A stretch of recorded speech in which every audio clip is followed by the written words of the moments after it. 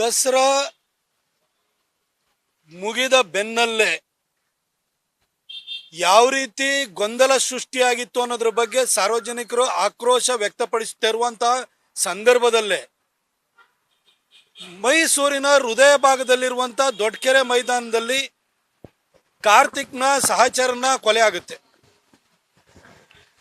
ಅದಾಗಿ ಸಾವರಿಸಿಕೊಳ್ಳುವಷ್ಟರೊಳಗಡೆ 9 ವರ್ಷದ ಬಾಲಕಿಯ ಮೇಲೆ ಅತ್ಯಾಚಾರ ನಡೆದು ಮತ್ತೆ ಅಲ್ಲೇ ಕಗ್ಗೊಲೆ ಆಗುತ್ತೆ. ಮೈಸೂರಿನಲ್ಲಿ ಏನಾಗ್ತಾ ಇದೆ? ಮೈಸೂರು ಹೇಳಿ ಕೇಳಿ ಪ್ರಜ್ಞಾವಂತ ಜನರಿರುವಂಥ ಊರು. ಇಲ್ಲಿ ಕ್ರೈಮ್ಗಳಾದರೆ, ಎಲ್ಲೇ ಒಂದು ಸಣ್ಣ ಘಟನೆ ಆದರೆ ಮೈಸೂರಿಗರಿಗೆ ನೋವಾಗುತ್ತೆ. ಒಂದು ಒಗ್ಗಟ್ಟಾಗಿ ಯೋಚನೆಯನ್ನು ಮಾಡ್ತಾರೆ. ಇಲ್ಲಿ ಸೆನ್ಸ್ ಆಫ್ ಓನಿಂಗ್ ಇದೆ, ಬಿಲಾಂಗಿಂಗ್ನೆಸ್ ಇದೆ. ಇಂಥ ಮೈಸೂರಿನಲ್ಲಿ ಈ ರೀತಿ ಪೈಶಾಚಿಕ ಘಟನೆಗಳು ನಡೀತಾ ಇರೋದು ನೋಡಿ ಜನಕ್ಕೆ ದಿಗ್ಭ್ರಮೆನೂ ಆಗಿದೆ. ಒಂದು ರೀತಿ ನಮ್ಮ ಮೈಸೂರಲ್ಲಿ ಇಂಥದ್ದು ನಡೀತಾ ಇದೆಯಾ ಅಂತೇಳಿ ಹೇಳಿ ಎಲ್ಲರ ಎದುರುಗಡೆ ನಾಚಿ ತಲೆ ತಗ್ಗಿಸುವಂತ ಪರಿಸ್ಥಿತಿ ನಿರ್ಮಾಣ ಆಗಿದೆ. ಕಾರ್ತಿಕ್ನ ಸಹಚರನ ಕೊಲೆ ಆದ ಕೂಡಲೇ ಎಚ್ಚೆತ್ಕೊಳ್ಬೇಕಿತ್ತು.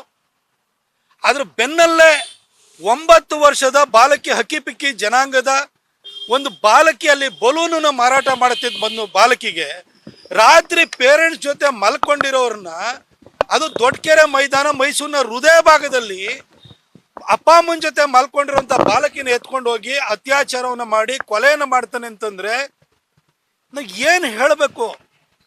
ಮೈಸೂರಿನಲ್ಲಿ ಡ್ರಗ್ ಫ್ಯಾಕ್ಟ್ರಿ ನಡೀತಾ ಇರ್ತದೆ. ಮಹಾರಾಷ್ಟ್ರದ ಪೊಲೀಸರು ಇಲ್ಲಿ ಬಂದು ಅರೆಸ್ಟ್ ಮಾಡಬೇಕಾಗುತ್ತೆ. ಇತ್ತೀಚೆಗಷ್ಟೇ ಕಾರ್ತಿಕ್ನ ಕೊಲೆ ಆಗಿದ್ದು, ಈಗ ಕಾರ್ತಿಕ್ನ ಸಹಚರನ ಕೊಲೆ ಆಯಿತು.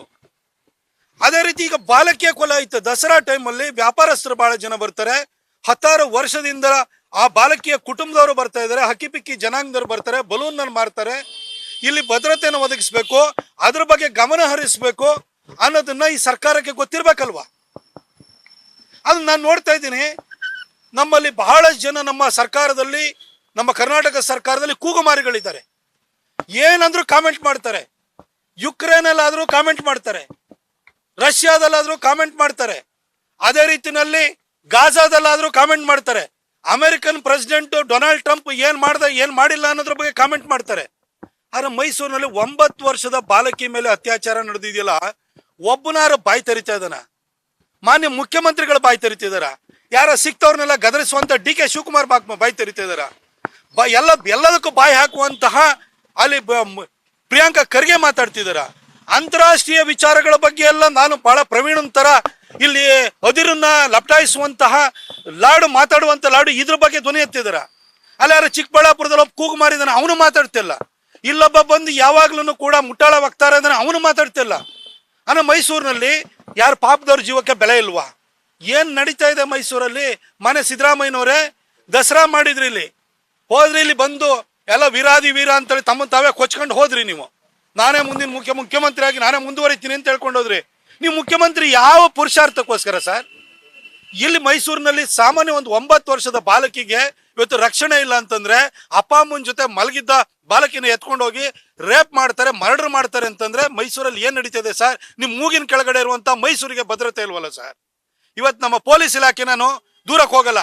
ಯಾಕೆಂತಂದ್ರೆ ಈ ಘಟನೆ ನಡೆದ ಕೂಡ್ಲೆ ತಕ್ಷಣಕ್ಕೆ ಆ ಅಪರಾಧಿನ ಬಂಧಿಸಿ ತಂದಿದ್ದಾರೆ. ಅವನ ಕಾಲಿಗೆ ಗುಂಡು ಹೊಡೆದು ಅವನ್ನ ಎಳ್ಕೊಂಡ್ ಬಂದಿದ್ದಾರೆ.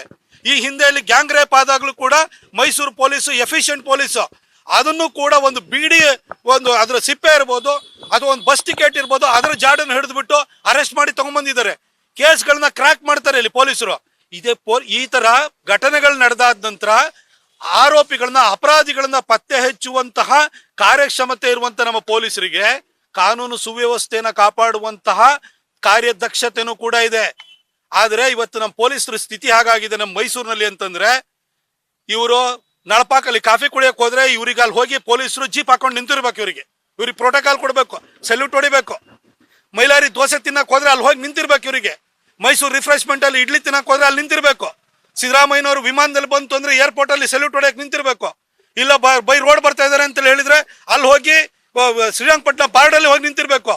ಪೊಲೀಸರನ್ನ ಬರೀ ಪ್ರೋಟೋಕಾಲ್ ಕೊಡೋದಕ್ಕೋಸ್ಕರ, ಸೆಲ್ಯೂಟ್ ಹೊಡೆಸ್ಕೊಳ್ಳೋದಕ್ಕೋಸ್ಕರ ಈ ಸರ್ಕಾರ ದುರ್ಬಳಕೆಯನ್ನು ಮಾಡ್ತಾ ಇದೆ. ಅದಕ್ಕೋಸ್ಕರ ಮೈಸೂರಿನಲ್ಲಿ ಈ ರೀತಿಯ ಘಟನೆಗಳು ಸಂಭವಿಸ್ತಾ ಇದಾವೆ. ಇಲ್ಲಿ ನಮ್ಮ ಉಸ್ತುವಾರಿ ಸಚಿವರು ಇದ್ದಾರೆ. ಉಸ್ತುವಾರಿ ಸಚಿವರು ಏನಕ್ಕಿರೋದು? ಏನು ಕಾನ್ಸ್ಟಿಟ್ಯೂಷನ್ ಪ್ರಿಯಾಂಬಲ್ನ ಬೋರ್ಡ್ ಹಾಕ್ಸೋದು ಓದ್ಸೋದು. ನೀವು ಕಾನ್ಸ್ಟಿಟ್ಯೂಷನ್ ಪ್ರಿಯಾಂಬಲ್ ಏನು ಹೇಳುತ್ತೆ ಸರ್? ಮನುಷ್ಯನಿಗೊಬ್ಬನಿಗೆ ಸಾಮಾಜಿಕ ನ್ಯಾಯ ಕೊಡಬೇಕು, ಆರ್ಥಿಕ ನ್ಯಾಯ ಕೊಡಬೇಕು, ಅವ್ರಿಗೆ ರಕ್ಷಣೆ ಕೊಡಬೇಕು ಅಂತ ಪ್ರಿಯಾಂಬಲ್ ಹೇಳಲ್ವಾ? ಬರೀ ಪ್ರಿಯಾಂಬಲ್ ಓದಿಸ್ಬಿಡು, ಅಲ್ಲಿ ಅಂಬೇಡ್ಕರ್ ಬಾಯಲ್ಲಿ ಅಂಬೇಡ್ಕರ್ ಬರುತ್ತೆ, ಇಲ್ಲಿ ಒಂದು ಹಕ್ಕಿ ಪಿಕ್ಕಿ ಜನಾಂಗದ ಅಂಬೇಡ್ಕರ್ ಅವರು ಯಾವ ದೀನ ದಲಿತರ ಬಗ್ಗೆ, ತುಳಿತಕ್ಕೊಳಗಾಗೋದ್ರ ಬಗ್ಗೆ ಅವರಿಗೆ ರಕ್ಷಣೆ ಮಾತಾಡಿದ್ರಲ್ಲ, ಅವರಿಗೆ ರಕ್ಷಣೆ ಕೊಡೋದಕ್ಕೋಸ್ಕರ ಅದ್ಭುತವಾದಂತಹ ಕಾನ್ಸ್ಟಿಟ್ಯೂಷನ್ ಬರೆದ್ರಲ್ಲ, ಅದ್ರ ಪ್ರಿಯಾಂಬಲ್ ಓದ್ಕೊಂಡ್ಬಿಟ್ಟು ನೀವು ಮಾತಾಡೋದ್ ಬಿಟ್ರೆ ರಕ್ಷಣೆ ಕೊಡ್ತಾ ಇದ್ದೀರಾ ಸರ್? ಆ ಹಕ್ಕಿ ಪಿಕ್ಕಿ ಜನಾಂಗಕ್ಕೆ ಸೇರಿದಂತಹ ಒಂದು ಸಣ್ಣ ಬಾಲಕಿ ಆಕೆ ಏನಾದ್ರು ಪ್ರಬಲ ಜನಾಂಗಕ್ಕೆ ಸೇರಿದ್ರೆ ಅಥವಾ ಇನ್ಯಾರ್ಗ ಸೇರಿದ್ರೆ ನೀವು ಸುಮ್ಮನೆ ಇರ್ತಿದ್ರ? ಬಾಯ್ ಬಡ್ಕೋತಿದ್ರೆ ಇಷ್ಟೊತ್ತಿಗೆ? ಯಾರು ಕೇಳೋರಿಲ್ಲ.